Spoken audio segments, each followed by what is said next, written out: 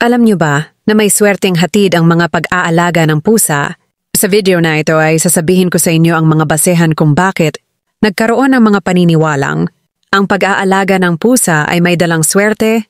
Ikaw bilang tagapag-alaga ng iyong pusa, malamang ay alam mo na parang sila ay mayroong kung yung tipong kapag tayo ay pauwi na, galing sa ilang oras na pagtatrabaho, mabutan natin ang ating mga pusa na nakaupo at naghihintay sa tapat o sa tabi ng pintuan, na parang alam na alam nila na tayo ay pauwi na, narito na. Ang mga paniniwalang swerte tungkol sa mga pusa, ang mga ancient Egyptians ay naniniwala na ang mga pusa ay may kapangyarihan na magprotekta sa kanila mula sa mga evil spirits. Ang mga ancient Egyptians ay dumakila sa iba't ibang uri ng hayop. Sa loob ng libong taon, ang mga aso sa kanila noon ay pinaniniwalaan nilang may pambihirang ability na matiyard ang protection at mag-hunt, pero ang mga pusa ay pinaniniwalaan nilang espesyal na mapsiwar their magical creators na nakapaghatid ng good luck sa mga tagapag-alaga nito. Ang mga mayayamang pamilya pa noon ay sinusuotan ng kanilang mga pusa ng mga jewels at pinapakain ng masasarap na treats na parang royalty, at kapag namatay naman ang kanilang mga alagang pusa, ang Jakarta cat owners ay nag-aahit ng kanilang mga kilay bilang sign ng pagluluksa matatapos lamang ang kanilang pagluluksa kapag tumubo na ulit ang kanilang kilay. At sa sobrang espesyal nito sa mga ancient Egyptians, ang pumatay dito, aksidente man o hindi ay pinarurusahan ng kamatayan. Ang mga Europeans naman ay naniniwalang ang mga pusa ay nagpakahalaga, dabakawaron or magandang ani, kaya ganun na lamang ang kanilang respeto at alaga sa mga ito.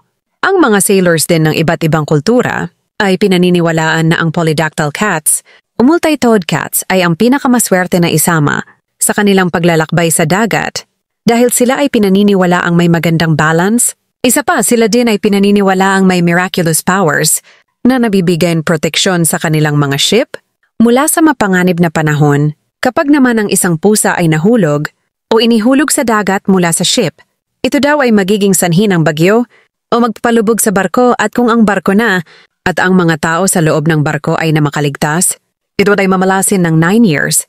Ang sunod naman ay ang pinaniniwalaan ng mga Russian tungkol sa mga pusa. Naniniwala sila na kapag iniwan ng mag-asawa na nag-e-expect ng anak ang isang pusa sa kuna, ay matataboy nito ang mga evil spirits na lalapit sa kanilang magiging anak. Ang sunod naman ay ang paniniwala tungkol sa mata ng pusa. Sa Old China, pinaniniwalaan nila na kapag ikaw ay tumingin sa mata ng pusa, para mo na ring nalaman ang oras. Ang opinyon at paniniwala naman ng mga ancient Romance na ang pagbabago ng kulay ng mata ng pusa ay may kinalaman sa pagpapalit ng phases ng buwan. Sa ancient Egypt naman, naniniwala na ang mata ng pusa ay sumasalamin sa sinag ng araw at ang siyang magproprotekta sa mga tao mula sa kadiliman at kawalan ng pag-asa. Sa Britanya naman ay hanggang ngayon ay pinaniniwalaan nila na ang mga black cats ay nagdadala ng swerte. Kapag ang isang black cat ay dumaan sa harap ng isang bride at groom, ay isa daw itong magandang pahiwatig na magkakaroon sila ng magandang pagsasama. Isa pang paniniwala ay kapag ang isang pusa ay bumahing malapit sa bride sa araw ng kanyang kasal, ibig sabihin ay ang pagsasama nila ng kanyang mapapangasawa ay magiging matagal at masaya. Sa ancient China, ang image ng pusa ay pinaniniwalaang naghahatid ng fortune at long life. Mawang Chinese name para sa mga pusa, ibig sabihin ay 80 years. Ang sunod ay tungkol ulit sa mga black cats. Isa sa mga kilalang paniniwala tungkol sa mga itim na pusa ay ang paghahatid nito ng swerte.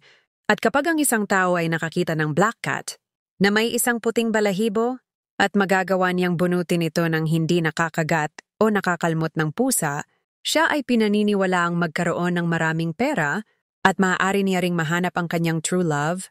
Ang huli ay ang baconing cat for good luck. Ang mga Japanese ay naniniwala na ang baconing cats ay maghahatid sa kanila ng swerte at good fortune. Ayan ang mga ka-money matters. Isang video na naman ang ating nagawa tungkol sa mga mahal nating alagang pusa.